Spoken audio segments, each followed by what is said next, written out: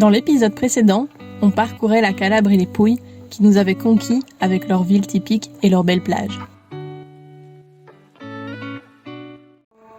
Nous, c'est Marine et Valentin, deux Belges qui se rencontrent lors d'un voyage au Canada. Nous avons exploré le continent nord-américain dans une voiture familiale pendant 1 an et demi. Aujourd'hui, nous voici sur les routes européennes avec Balavan, un jumper L3 H2 aménagé par nos soins. C'est parti pour la Balaventure. Nous voici sur le ferry en direction de notre nouvelle destination, la Grèce. Nous avons pris le bateau depuis Brindisi vers Igouménistas.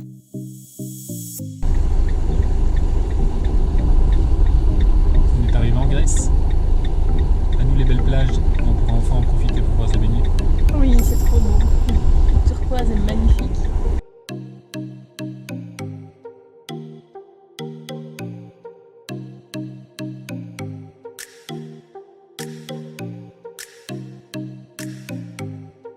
Dès le premier jour, la Grèce nous a offert des spots incroyables où nous avons pu poser Balavan en bord de plage.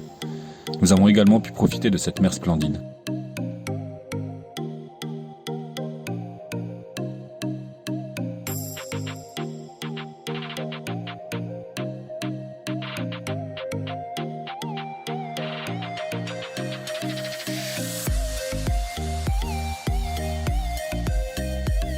On a ensuite été découvrir la petite ville de Parga, dont on est tombé sous le charme avec sa promenade le long de l'eau, ses terrasses, sa citadelle et la couleur de l'eau.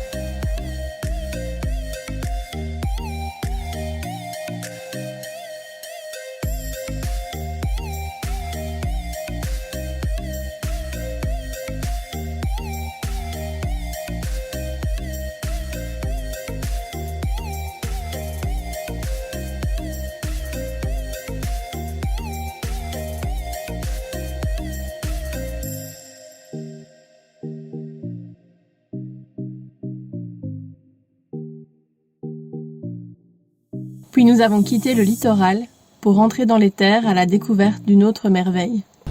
Alors, on vient d'arriver à la rivière Archeon, en Grèce. Et la couleur est folle.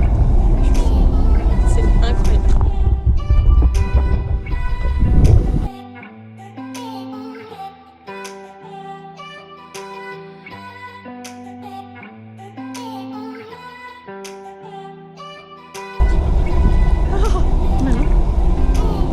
Quelle couleur! On n'avait pas prévu d'y rester plusieurs jours, mais on a plus su partir tellement le lieu nous a plu. On n'était visiblement pas les seuls à apprécier l'endroit.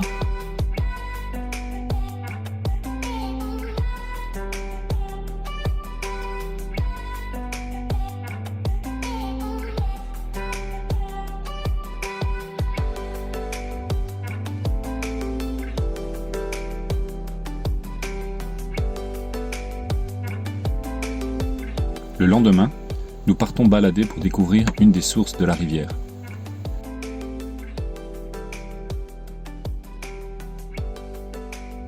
Le chemin longe la rivière à travers la végétation.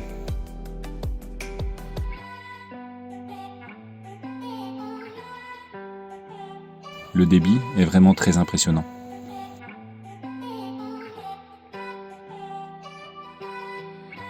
Le temps est comme suspendu et on décide de continuer à marcher dans le lit de la rivière malgré la froideur de l'eau.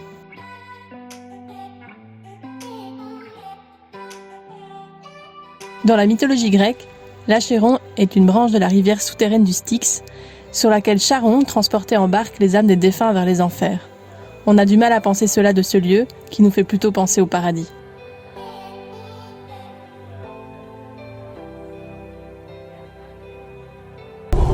C'est vraiment super beau. Ça va, t'as pas mouillé ton short? Je me suis un peu éclaboussé les fesses tout à l'heure, mais... Quand soudain... Tiens. Non. Des pierres tombent devant nous dans un bruit fracassant. On réussit à repasser sur l'autre rive rapidement en réalisant le danger. Ça va? Tu termines tes émotions? Ça va très bien, on a failli mourir. Non, sans déconner. Non, ouais. À l'entrée du chemin, il est marqué risque de chute de pierre. Alors, forcément, comme dans tous les randonnées quasiment. Donc on y a été franco, puis le chemin s'arrête. On tombe dans un canyon, on se dit bon, on va continuer dans l'eau, c'est pas très profond. Et au retour, c'était le déluge de pierres qui tombait de la roche. Donc oui, on n'était pas très confiants.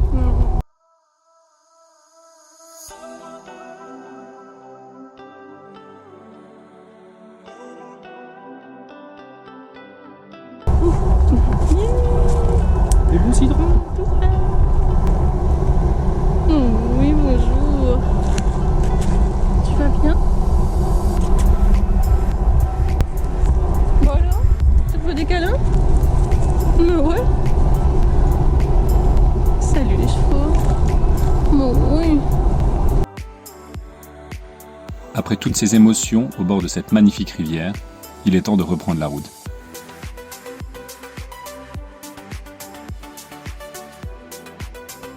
Nous remontons vers le nord en direction des gorges de Vikos, mais proche de Yaunina, on sera stoppé par un bruit étrange.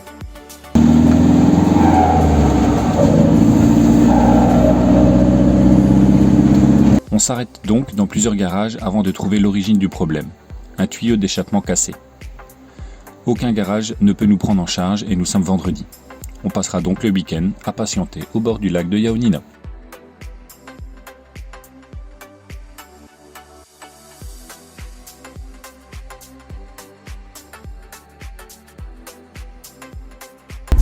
Ça fait 2 jours qu'on a passé sur un spot parce qu'on a un souci mécanique. Donc, forcément, on a vendredi.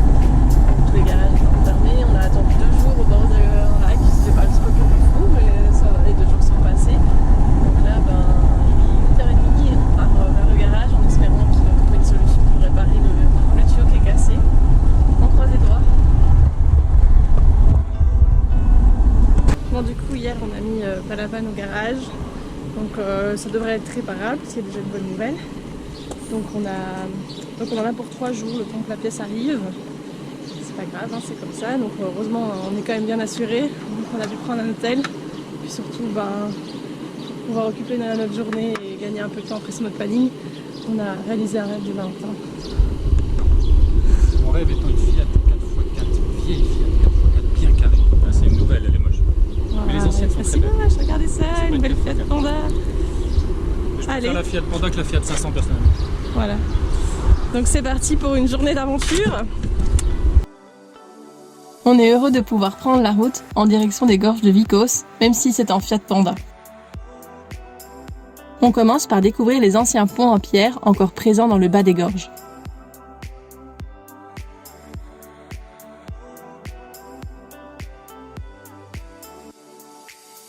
Leur forme défie la gravité.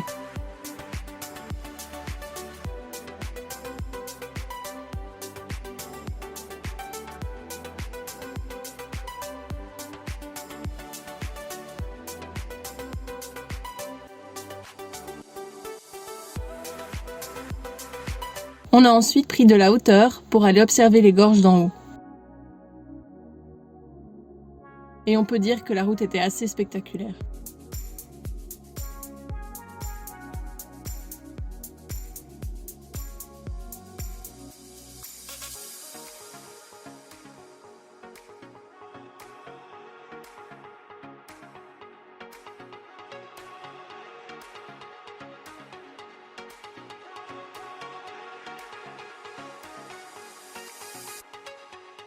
Alors on est parti se balader avec la petite Fiat Panda aujourd'hui. Marine, on se dirige vers où? On est où? Les gorges de Vikos, dans le nord de la Grèce. La route était très panoramique jusqu'ici. Franchement, on est assez content déjà de la route, donc on a hâte de voir le belvédère sur les gorges.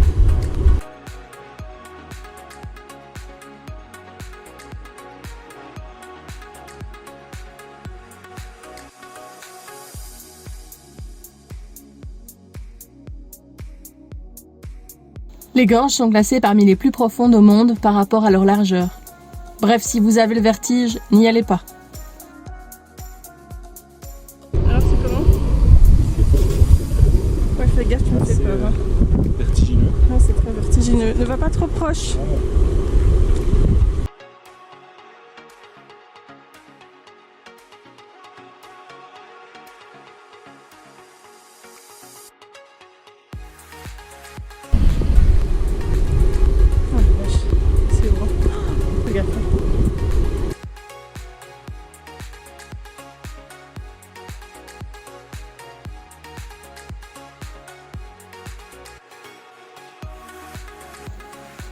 Nous avons ensuite fait une halte près de Papingo pour y déguster de délicieux plats grecs.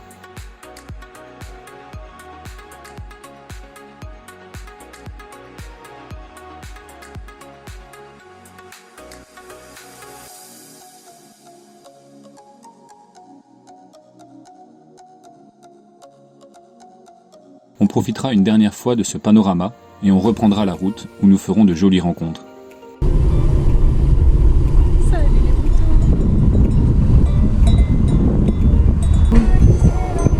Salut les ânes!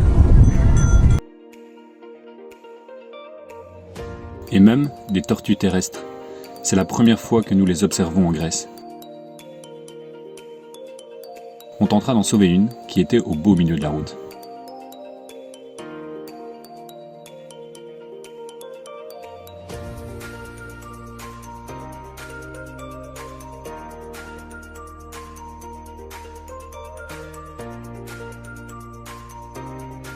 Et puis il sera temps pour Valentin de dire au revoir à son bolide du jour.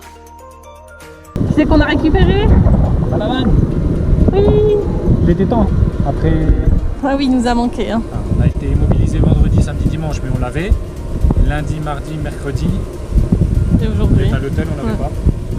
Et voilà, on est tombé sur un super garagiste qui nous a bien réparé ça. Ouais, on est content et là on vient de rouler une bonne centaine de kilomètres. Il n'y a plus de bruit, il n'y a plus rien, donc c'est parfait. Alors on vient de trouver un petit spot parce qu'on avait hâte de retourner en bord de mer. Et c'est pas dégueulasse. Et là on voit l'île, on voit l'île en face devant. Et voilà. Une petite soirée en perspective. Maintenant c'est apéro. Le lendemain, nous descendons vers l'île de Lefkada, qui est uniquement accessible par une digue.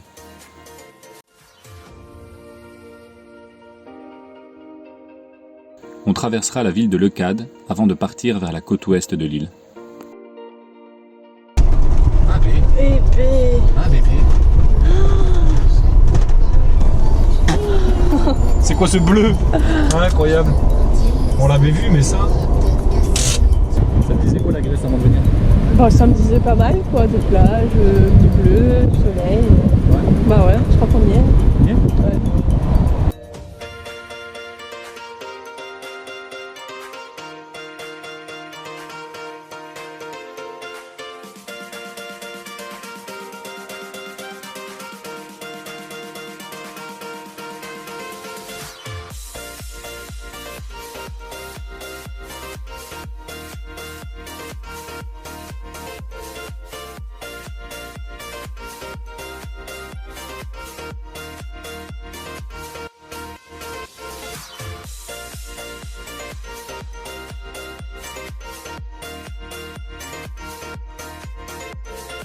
Ah. Avec les lunettes de soleil, c'est encore plus incroyable quoi.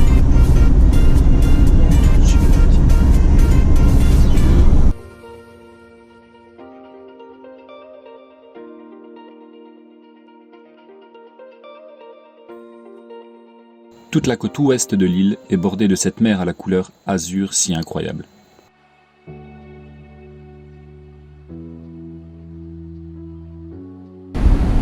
On est arrivé à la plage de Porto Katsiki.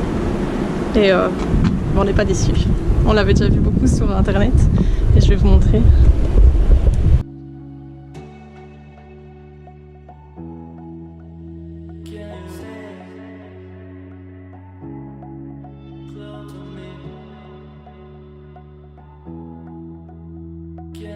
Ce que nous avons aussi apprécié, c'est que le littoral est toujours assez sauvage.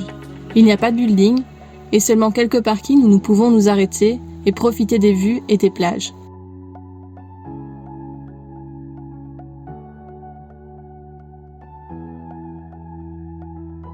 Du coup, on n'a pas résisté à tenter une baignade malgré les vagues.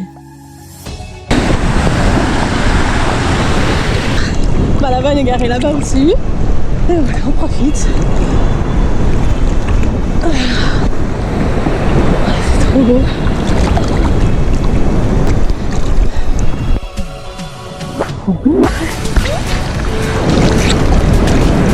Pas facile là. Non, j'ai cru que c'était un papier. Non, on va se mettre des coups, on va s'éloigner. C'est une vidéo là. Ah ouais, c'est une vidéo. Bah ouais, bah alors, qu'est-ce que tu veux que je te dise? À part que tu sublimes. Ce qui était vraiment sublime, c'est le coucher de soleil sur la plage de Porto Katsiki, où nous avons pu passer la nuit avec quelques autres voyageurs.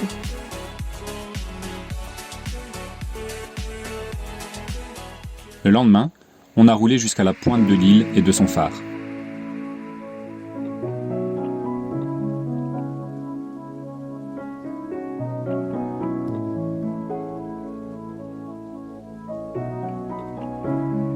De là, on peut voir les différentes teintes de la mer se mélanger en fonction des courants. Et on voit également les îles proches de Kefalonia et Itaki. Alors on est arrivé au bout de l'île de Lefkada en grec, Leucate en français. Qu'est-ce qu'il dit? Qu'est-ce qu'il dit? Bon, c'est une île qualifiée de qualité. Très haute Très haute qualité. On recommande à 3000%. C'est du bleu. Beaucoup de bleu. Mais juste incroyable. Franchement, c'est même difficile de croire que c'est possible d'avoir des bleus comme ça. Personnellement, c'est parmi les plages favorites que j'ai pu voir. Ouais, pareil. Je sais pas trop quand ça va être détrôné. Pourtant, on en a déjà vu d'autres parties. On a bien Sardaigne, dans les villes là récemment, on a toujours eu des super belles plages avec de l'eau magnifique. Mais alors là, ici, on dirait qu'elle a été teintée en fait. C'est même pas qu'elle est transparente, elle est pas transparente, on dirait qu'elle est éclairée, qu'elle est teintée. C'est Elle est envoûtante. ouais. On est ravis de cette découverte une fois de plus en Grèce. Et puis, nous avons dû quitter ce paradis bleu pour continuer notre route en direction du Péloponnèse. On a longé le golfe de Patras avec son panorama entre mer et montagne.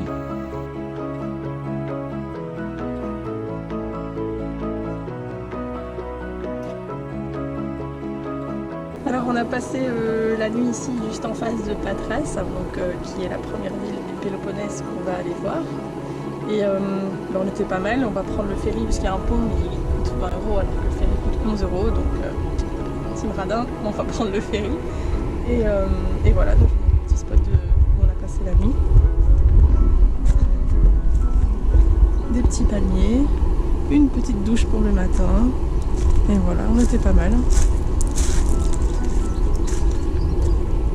Et bah la vanne, on va aussi surtout essayer de trouver un car wash parce qu'il est dégueulasse. Et c'est donc aux portes de Patras, avant de prendre le ferry, que l'épisode s'achève. Pour la prochaine vidéo, on commencera notre découverte du Péloponnèse. On espère que cette vidéo vous a plu. N'hésitez pas, comme toujours, à commenter, à liker et à vous abonner. Ça nous fait plaisir. À bientôt!